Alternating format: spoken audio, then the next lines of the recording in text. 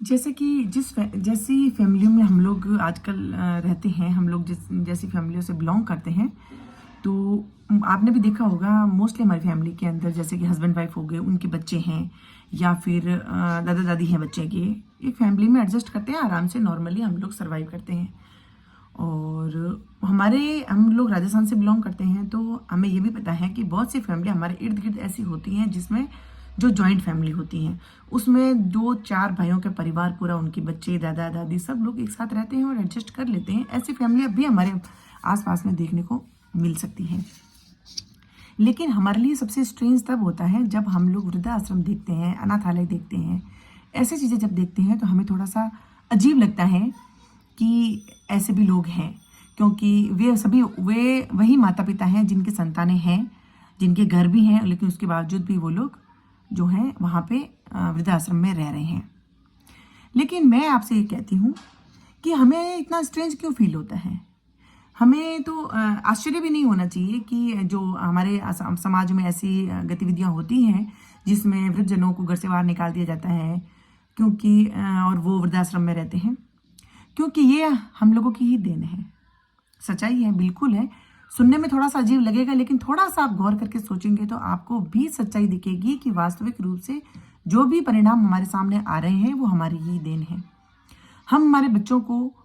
अच्छी से अच्छी इंग्लिश स्कूलों में पढ़ाते हैं। इंग्लिश के अंदर भी कॉन्वेंट स्कूलों में पढ़ाना प्रीफर करते हैं, उसमें बाद में इंटरनेशनल स्कूलों में पढ़ाना चाहते हैं। हमारा बच्चा अगर इंग्लिश मीडियम में कंटिन्यूसली पढ़ रहा है और इंग्लिश बोलना नहीं आ रहा है तो हमें ऑड फील होता है। हम ये कहते हैं कि हमारे बच्चों को इंग्लिश बोलना अभी तक नहीं आ रहा। लेकिन जब हमारा बच्चा इंग्लिश बोलने लग जाता है तो हमारे लिए बहुत ही प्राउडेबल मोमेंट होता है हमारे लिए कि हमारा बच्चा इंग्लिश बोलना सीख गया है, अब इंग्लिश बोलता है। और बच्चियां हैं, बच्चे हैं, इंग्लिश हम लोगों का वेस्टर्न अटायर भी होता है, कपड़े भी हमारा जो कल्चर है वैसा ही है, हमारी लाइफ भी हम लोग वैसा जीना चाहते हैं जैसे अंग्रेज जीते हैं। तो फिर जब हमारी बचपन से ही बच्चों की परवरिश ऐसी हुई है, हम बचपन से ही बच्चों से यही एक्सपेक्ट कर रहे हैं कि जैसे अंग्रेज जीते हैं, जैसे अंग्रेजों के कल्चर में हाई हेलो वगैरह जो होता है, प्रणाम वगैरह नहीं होता है, वो हम भी हमारे बच्चों को सिखा रहे हैं। तो लास्ट स्टेज पे अंग्रेजों में, वेस्टर्न फैमिली में भी यही होता है कि माँ बाप बच्चों के साथ में नहीं रहते हैं। फर्क ये है हमारे यहाँ पे, वहाँ पे माता पिता बच्चे बड़े होने पे, 10 साल का बच्चा बड़ा होना था तो वो बोर्डिंग में डाल देते हैं, और हमारे यहाँ पे क्योंकि बच्चों का हम लोगों ने ऐसी ही मानसिकता दी है तो बच्चे बड़े होके फैमिली में एडजस्ट नहीं, उनको फ्रीडम चाहिए, उनको अपनी लाइफस्टाइल, चाहे वो बर्बादी के कगार पे जा रही हो, लेकिन उनको वैसी फैमिली चाहिए, वैसा कल्चर चाहिए, वैसी लाइफस्टाइल चाहिए। तो फिर वो पेरेंट्स के साथ में एडजस्ट नहीं कर पाते हैं और मजबूरन वो अपने पेरेंट्स को बाहर निकाल देते हैं। ये हमारी ही देन है। जैसा कहते हैं, बोया बीज बबूल का तो आम कहाँ से होए। हमने हमारी भारत की संस्कृति बच्चों को दी ही नहीं, हमने हमारे बच्चों को वो संस्कार दिए ही नहीं कि बड़े होकर वो माता पिता का सम्मान करें। तो फिर आप कैसे एक्सपेक्ट करते हैं कि वो बच्चे हमारे लायक ताउम्र जो हैं, जब हम बूढ़े हो जाएं तब वो हमारे साथ में रहें। क्योंकि जब बच्चे छोटे होते हैं, हम जवान होते हैं, हम ये चीज़ें सोचते नहीं हैं, और वही पौधा जो हमने लगाया वो जब पेड़ बन जाता है और जब उसके कांटे चुभते हैं तो हमें बड़े बुरा लगता है और दुख होता है कि हमारी संतान ने हमारे साथ ऐसा किया। क्योंकि अच्छे संस्कार दे के हम हमारे बच्चों का जीवन भी बचा सकते हैं और हमारा जीवन भी बचा सकते हैं। तो वृद्धाश्रम में दिन ब दिन उनकी जो संख्या है बढ़ती जा रही है, तो ये हमारी ही देन है। इसीलिए ये देन अगर हमारी है तो हमें आश्चर्य भी नहीं करना चाहिए कि ऐसे बच्चे कैसे कर सकते हैं कि वो अपने माता पिता को बाहर निकाल दें। अरे हम ही लोग उनको अंग्रेज बना रहे हैं, हम लोग ही उनको वेस्टर्न कल्चर से जोड़ रहे हैं, तो फिर हमें क्यों दुख हो। दूसरी बात, जिस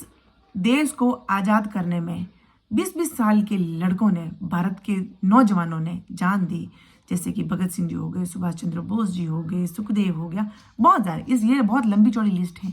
उन्होंने अंग्रेजों के नियमों से तंग आकर और ये सोचकर कि हमारी आने वाली जनरेशन जो है इनकी प्रताड़ना सहन नहीं करे, वो भारतीय संस्कृति से जिए और उतनी ही फ्रीडम, स्वतंत्रता से जिए जैसे उसका हक है,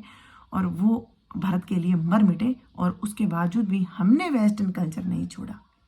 हमने न पहनावा छोड़ा, न हमने बोली छोड़ी, न हमने संस्कार छोड़े, और न ही उनके द्वारा दी गई चीज़ें, चाहे खान पान में हो, चाहे अटायर में हो, चाहे बोलचाल में हो, चाहे हर क्षेत्र में हो, हमने नहीं छोड़ा। उनका बलिदान कहीं ना कहीं व्यर्थ गया है, क्योंकि हम तो अंग्रेजों की तरह ही जीना चाहते हैं। तो क्यों उन लोगों ने ये जाने दी और क्यों उन्होंने बलिदान किए, क्यों उन्होंने अपने देश के लिए, देश प्रेम के लिए मर मिटे,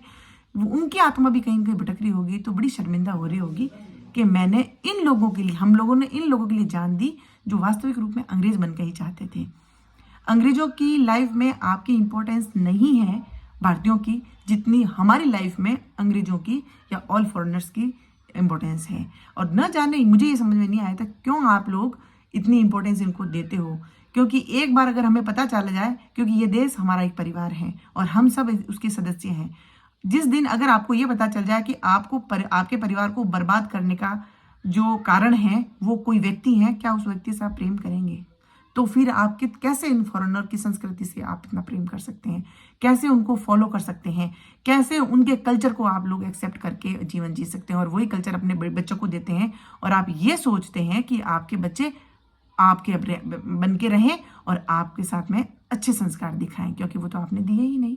इसीलिए ऐसे अगर आपके आसपास में आप देखते हैं तो आपको आश्चर्य करने की जरूरत नहीं है, क्योंकि वृद्धाश्रम, अनाथ आश्रम ये हमारे समाज की ही देन है, किसी और की नहीं है।